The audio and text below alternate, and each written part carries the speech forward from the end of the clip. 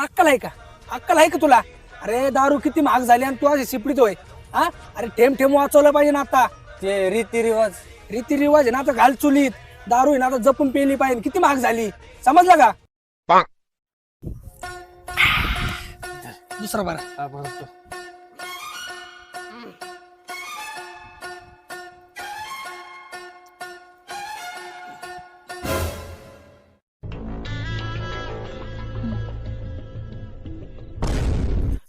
किती वेळा सांगितलं तुला?